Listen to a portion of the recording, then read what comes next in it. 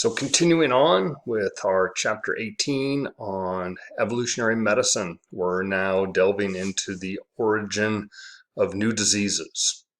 And as you might expect, since our focus is evolutionary biology here, if we can understand the evolution of pathogens that affect us or anything else, then that will most likely help us to explain why we are vulnerable in the first place to infectious diseases and how new diseases emerge.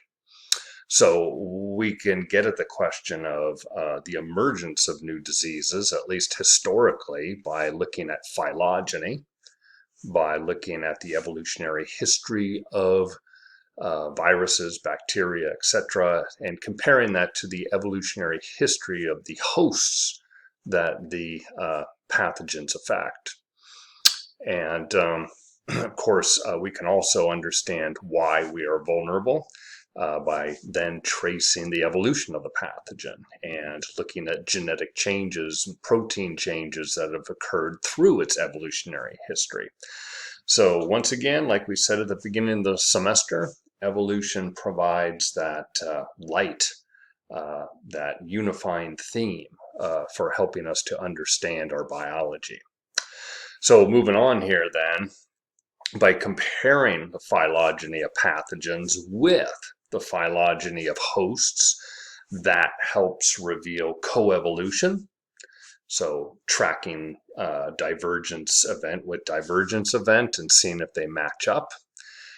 And transmission from other hosts. So by looking at that evolutionary history, we can trace back and see from where the virus or the bacteria came from. And the example we're using here is the phylogeny of the cytomegalovirus. It's also known as a herpes virus 5. And by the age of 40, about half of Americans are infected with this particular virus, whether we know it or not. And to some people, many people, the virus is benign, has absolutely no effect. But to other people, it poses a much greater danger. So, for example, newborn humans that are infected can suffer from blindness, loss of hearing, and mental disorders. So it can be quite serious. And when we look at the phylogenetic relationships of the virus, compared the cytomegalovirus compared to primate phylogenetic relationships, we can track a close history going back 40 million years, not quite to the origin of primates, but going deep into the primate evolutionary tree. And this phylogeny matches speciation events in primates all the way up to the present through chimpanzees and humans. And in fact, yes, the very, very close match between primates and virus. So another example, HIV has jumped from chimps to humans and from gorillas to humans. So there's an example of a virus that doesn't show such a clean match, such clean example of coevolution in tracking speciation events as with the cytomegalovirus. The last point to make here about the origin of new diseases is that jumping to a new host for any pathogen poses adaptive challenges. For example, going to a new host means that that new host might not be a vessel through which a virus or bacterium could even replicate. And if it can replicate, it might not be able to replicate very effectively. And as that pathogen adapts to a new host, that also means that it might become difficult for it to transmit back to the original host. So there are definitely evolutionary trade-offs with pathogens switching hosts. So let's move on. So whereas our last slide was really focusing on phylogenetic history and tracking sort of the deep history of viruses and hosts, this addresses where new diseases come from at a more finely grained level, a more proximate level, if you will. So case in point, SARS-CoV-1, which our textbook talks about, and of course SARS-CoV-2 is what's given us our COVID-19, and this textbook was published just shortly before COVID-19 raised its ugly head. So SARS-CoV-1 first showed up in humans in November of 2002, and that was in China.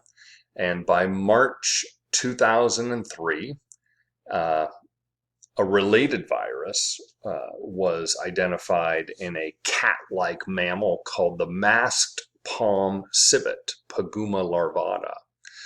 So we had then identified potentially where SARS-CoV-1 came from and was transmitted from. Now, the work then went on to try to find out where the virus could be traced to from the masked palm civet. Where did it get it from? You know, what was the pool, the genetic pool from which this virus, SARS-CoV-1, came from?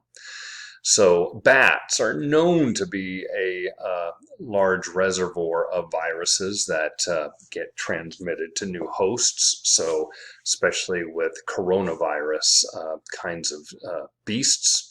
And so work showed that a large number of SARS-like strains are found in horseshoe bats.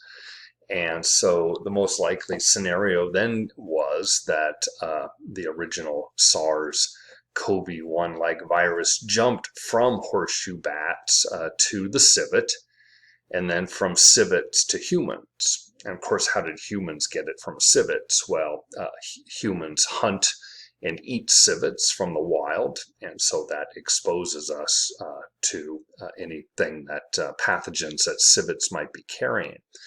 But some genes did not match up with genes found in those specific bats. So work proceeded to try to find a closer genetic match to understand where SARS-CoV-1 came from.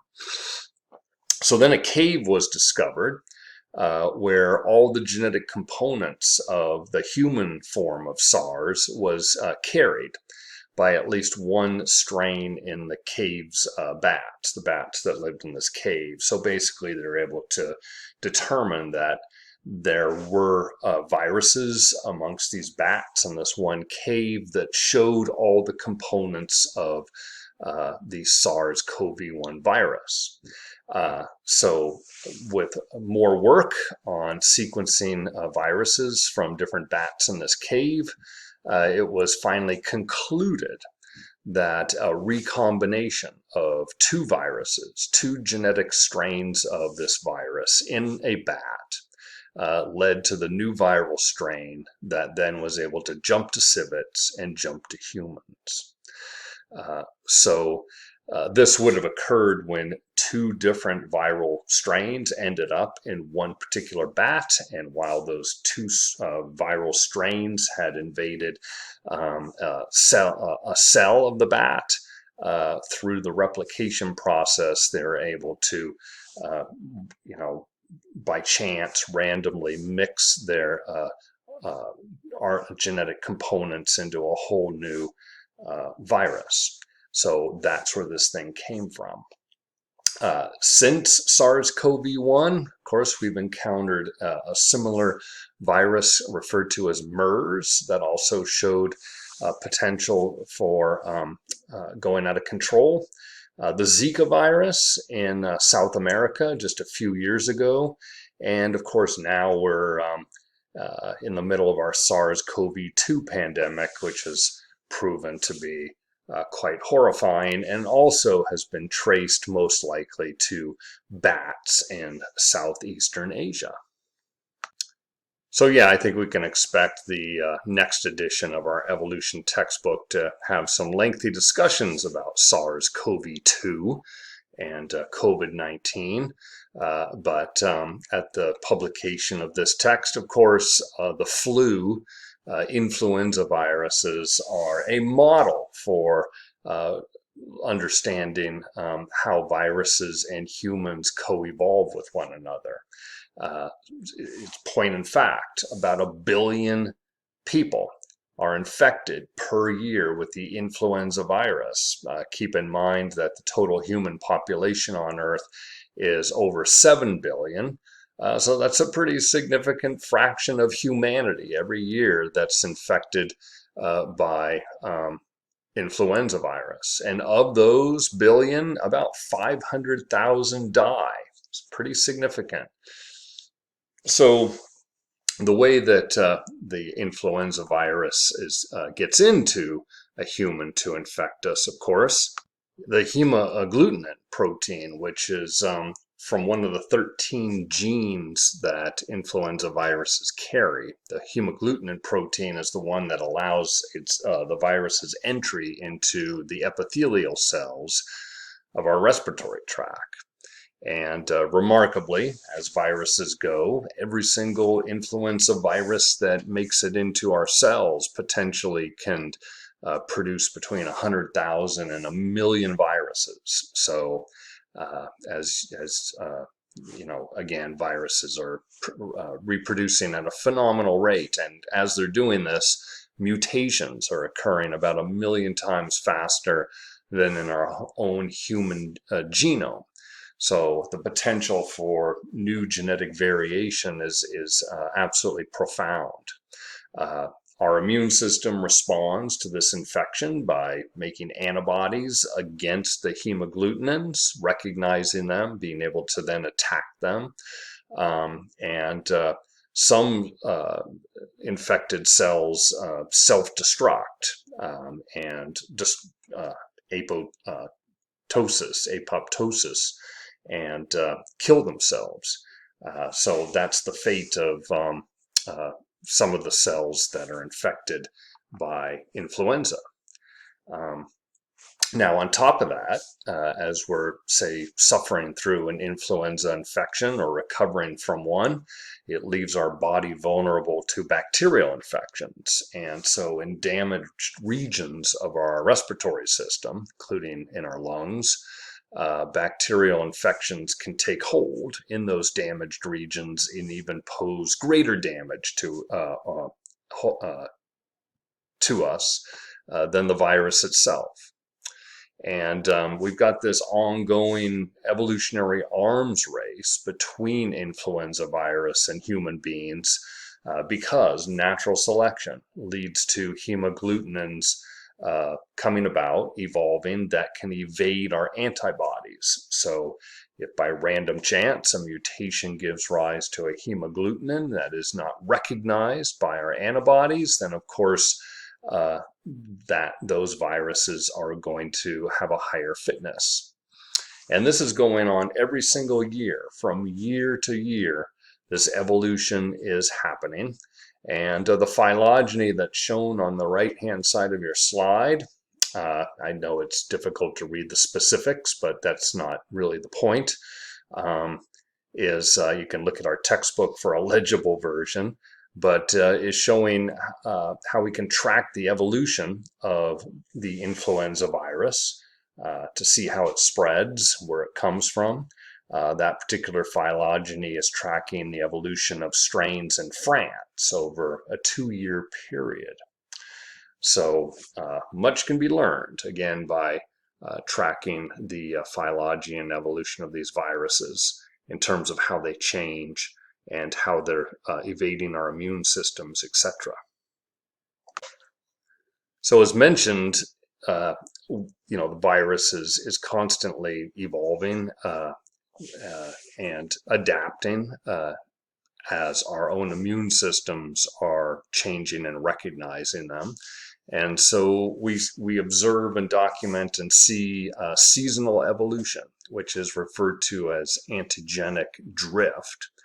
And this antigenic drift necessitates us to produce a new vaccine every year so that our immune systems can potentially recognize the most current version of the virus. And the effectiveness of our new vaccines fluctuates year to year, somewhere between about 40 and 60%. And this is in large part because the development of our vaccines begins months before we actually start to get immunized. So scientists are essentially having to predict which hemagglutinins are going to be the predominant ones on influenza virus looking into the future. And we don't always get it right, but that's the best we can do.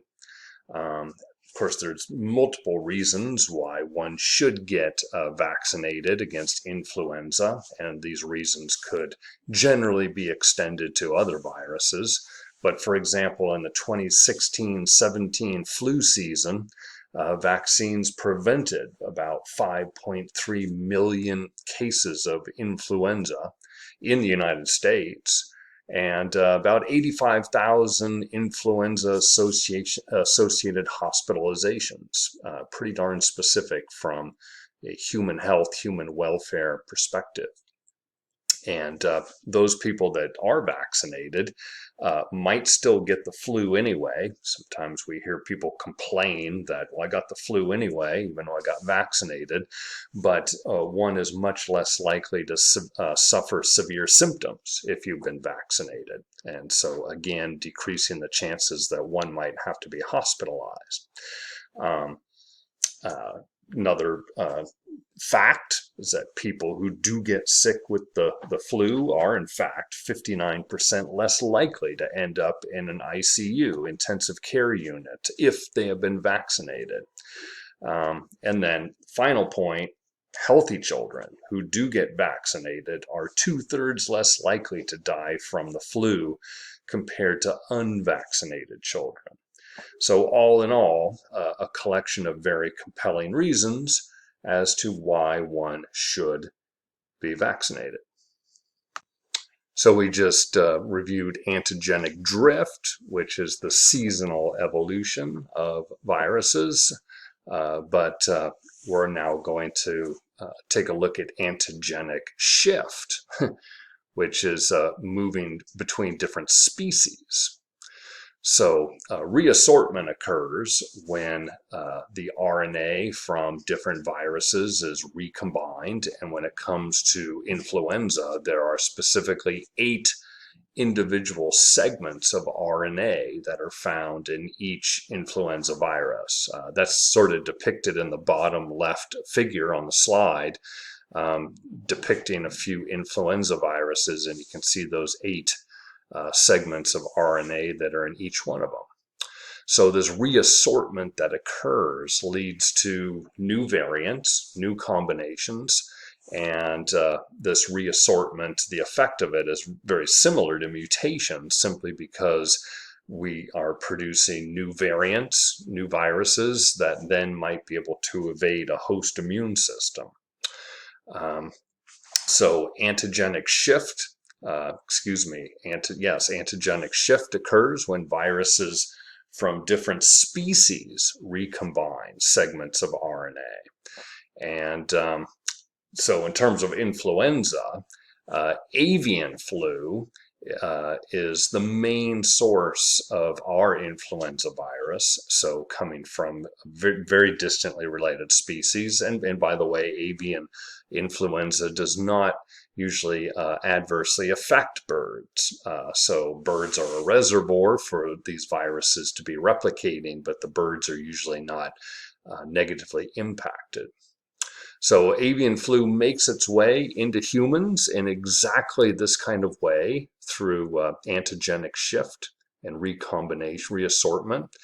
And of course, by the time it gets to humans, it's very virulent, very harmful.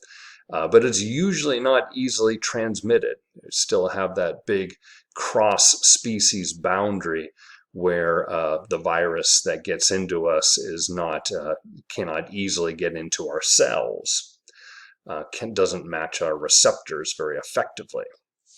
Pigs are a common reservoir in between birds and humans, and so some of these avian influenza viruses get into us via pigs, and that's because receptors on the cell surfaces of pigs are very similar to humans, the receptors of humans.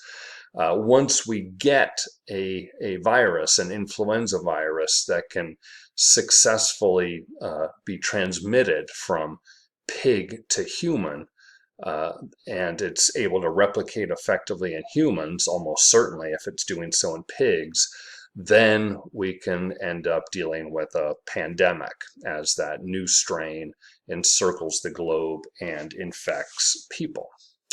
So this is where it's coming from. This is understanding its origins, again, from an evolutionary perspective, and also helping to understand the challenges, the barriers of the virus going from species to species, etc.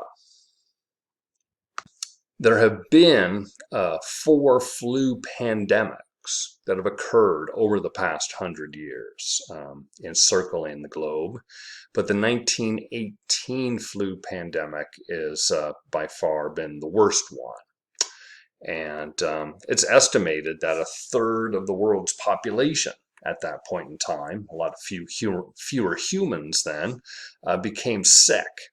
I'd have to look up what the human population was in 1918. I haven't done that. But nonetheless, 50 million people ended up dying during that pandemic, a mind-boggling number. The figure in the bottom right of our slide traces its pathway, and as your textbook talks about, it goes through a specific story of how the virus, that influenza virus, got started and how it began to be transmitted. The first outbreaks originated from Kansas and went from there. So you can watch the first wave is kind of with the orange circles and arrows, and the second onset, which occurred many months later, is with the bluish purple arrows. Now in 2005, in an effort to try to better understand where the 1918 influenza virus came from, it was sort of resurrected from frozen tissues, and to be able to investigate this. And we were able to use then viable viruses that were, quote, resurrected from frozen tissues, and it was found to be extremely virulent in a variety of different lab animals, mammals. So once we had identified that strain, are also able to find that that virus likely originated in the late 1800s, and it was circulating around the world in various forms from season to season until, well, should say 1917. Oops, I have 2017. When reassortment with another avian virus resulted in the 1918 pandemic strain. So we do have an understanding of its origins at this point in time and how it spread, etc. Interestingly, in comparison to other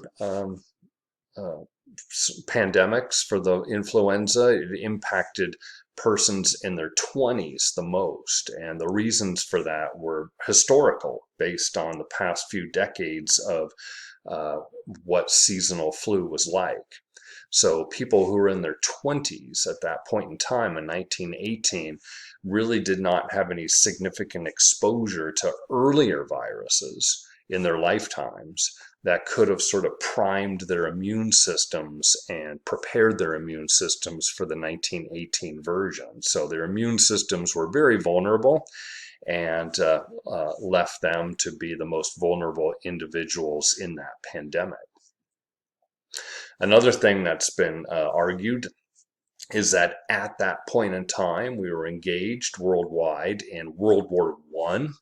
And for that virus at that point in time, because people were so packed close together in hospitals and in the field in terms of battle, etc. From the virus's point of view, the trade-offs between virulence and transmission became relaxed due to those crowded conditions. And because of that, it was essentially favorable because the virus was able to be transmitted so easily. That led to it becoming more virulent and hence more dangerous, giving rise to the incredible amount of death in the 1918 pandemic. So by looking at the history of viral transmission of various types from other species into us, by specifically looking at the influenza pandemic of 1918 and others, there's several lessons that we can learn from these experiences. And so, for example, compared to 100 years ago, a century ago, when the 1918 pandemic was raging, scientists are in a very different place. We can now track the spread of the virus much more effectively than could be done 100 years ago. 100 years ago, we didn't have vaccines. Now we can rapidly develop new vaccines, even in anticipation of a new wave of viruses in a predictive sort of way. Compared to 100 years ago, we can treat sick individuals, infected individuals with antiviral drugs, making the symptoms less severe. And of course, one of the great dangers of these viral infections is secondary infections, bacterial infections in a weakened body. And we now have antibiotics that can be used against those secondary infections. So we really have a leg up, a few legs up, a few big strong legs up compared to 100 years ago. But then on the other hand, if we're to be successful in managing viral outbreaks and new pandemics, we absolutely have to have worldwide monitoring. So that's one thing, so we can track the transmission and evolution of viruses. We need to be able to store massive amounts of antiviral drugs, have them on hand, so if a pandemic does come about, we are ready and we are prepared to treat people. And finally, we've got to stop the rise of antibiotic resistance, because while we might be able to curtail viral transmission to a great degree, if we're going to relieve the suffering of humans, we have to be able to then be able to treat those secondary infections and make sure that antibiotic resistance doesn't further get out of control. Taking a broader perspective, we can now appreciate that to what extent we as humans and other species have been literally molded by pathogens evolutionarily.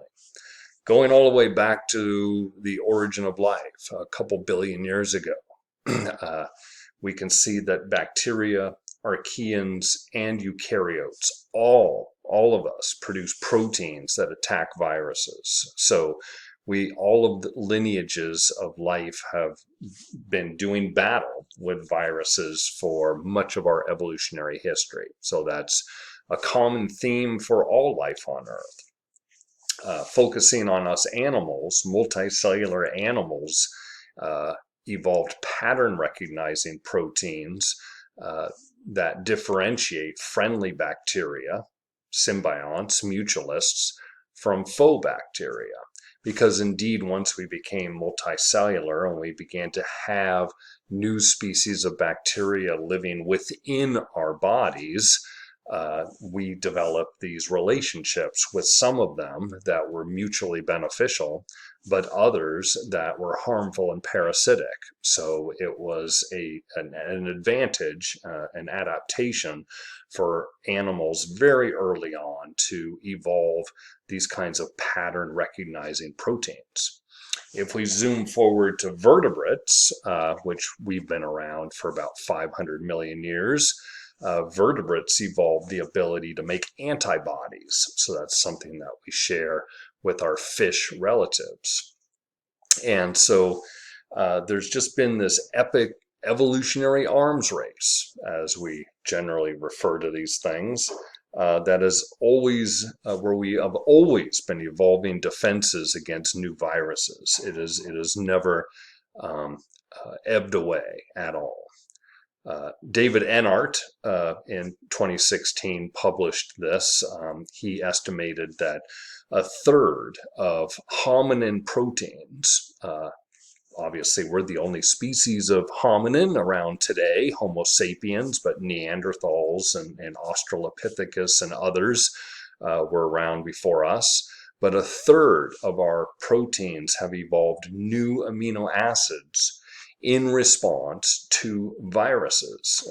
That alone shows what a huge impact viruses have selectively on us.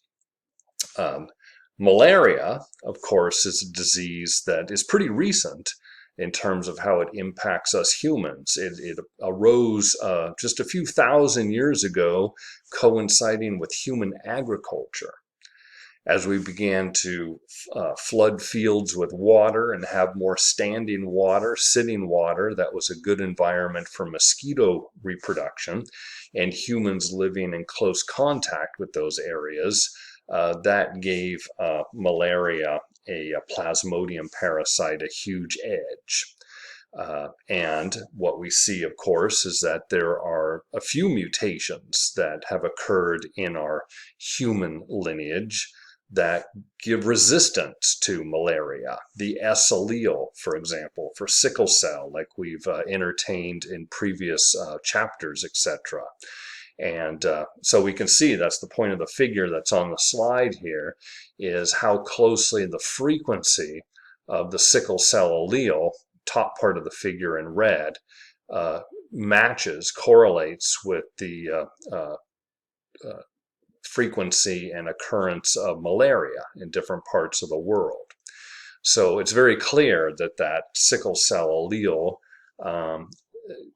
is being selected, and we have this form of balancing selection, heterozygote advantage that we discussed earlier, that even though that allele produces harmful effects in humans, confers enough of a selective benefit that it increases its frequency in areas where there's a high amount of malaria.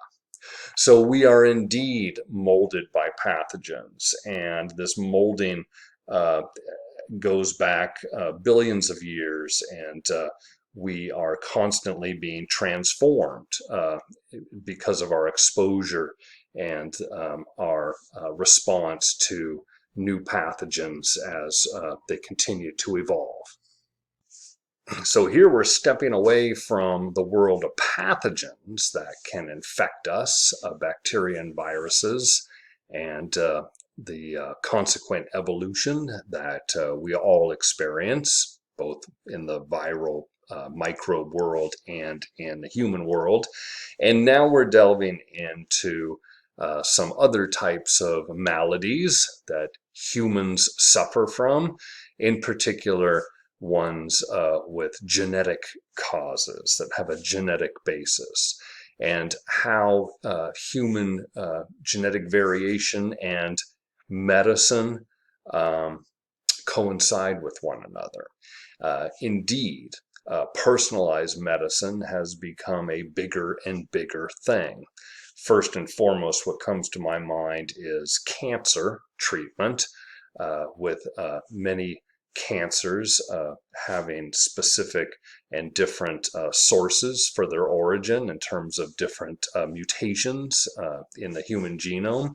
And so a treatment for a particular cancer can become extremely personalized based on which mutations one's cancer arises from. So yes, we refer to this as personalized medicine, and physicians who are on the front lines dealing with this are considering genetic variations, as I was just mentioning, that make uh, individuals different from one another in terms of their disease manifestations. Some of these genetic variants in humans make people particularly vulnerable to diseases. So knowing if which genetic variants someone carries is very insightful for knowing the vulnerabilities to disease.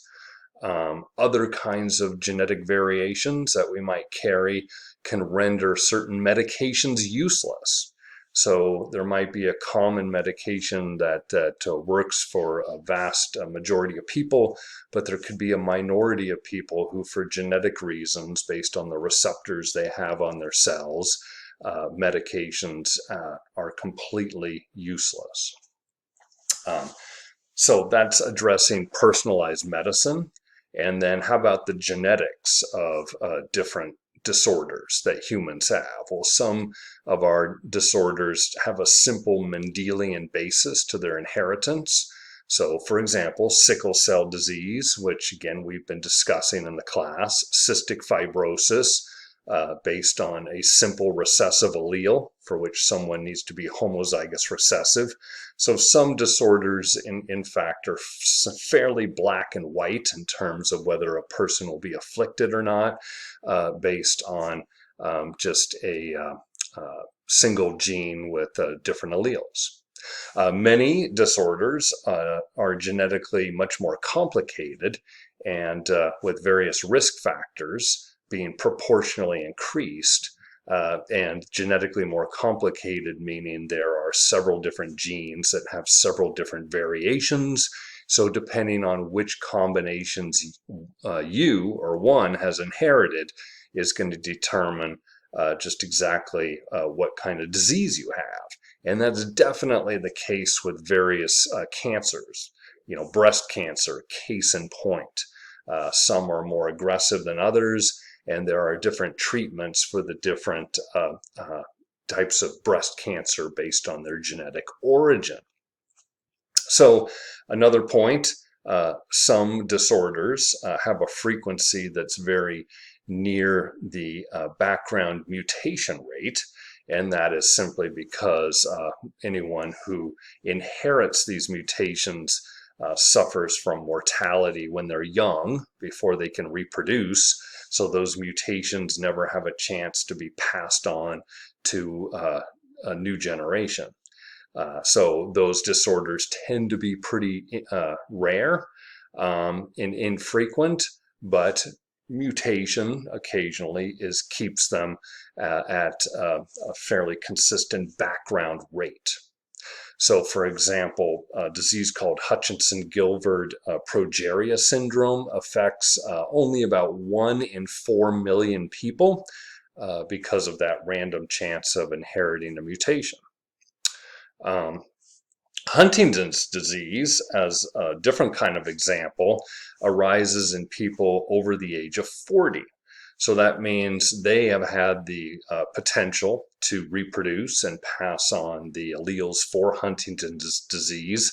And so diseases like that tend to show a higher frequency. So about 5 out of every million people, for those people of European ancestry anyway, inherit Huntington's disease. And then, as another point here, natural selection can actually make some disorders more common. They can actually be favored to have an increased allelic frequency for some disorders. Case in point, sickle cell disease, because of the fact that someone who is heterozygous has the greatest protection against malaria in those regions where malaria is particularly common, that favors a higher frequency of that sickle cell disease. Natural selection actually can increase the frequency of certain disorders like sickle cell disease. And then near the end here, genetic drift, that comes from the founder effect followed by inbreeding, can also increase the frequency of some diseases. So the disease examples achromatopsia, which is a form of color blindness, affects about 5% of the population on an island in the Pacific called Pinglap or Pinglap. And whereas for comparison in the United States, only 0.003% of individuals suffer from this type of color blindness. So how did that come about? Well, in the 1700s, a typhoon on this island wiped out the population of humans on this island down to 20 individuals. And it just so happened one of those individuals carried an allele for achromatopsia. And so there we have a bottleneck effect there. And then with inbreeding on the island, that led through that genetic drift to the increase in the frequency of the allele, such that, as I said, 5% of individuals today have this disease.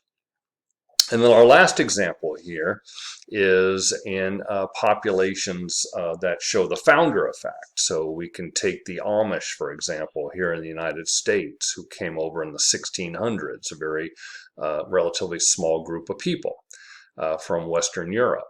And we have disorders such as Ellis van Creveld syndrome, which is the inheritance of of extra fingers, more than 5 fingers, and that's what's shown in the photograph and the figure here on the slide, and dwarfism, which can be traced back to one pair of individuals that came over from Western Europe carrying the allele for dwarfism. And due to that, well, that's gene flow, but the founder effect of the Amish, as well as inbreeding within that group, these are both relatively common disorders.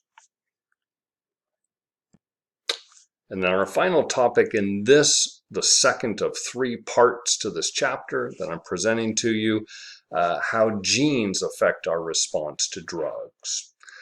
So due to our evolutionary history, all of us carry combinations of alleles that affect the effectiveness of drugs different for different people.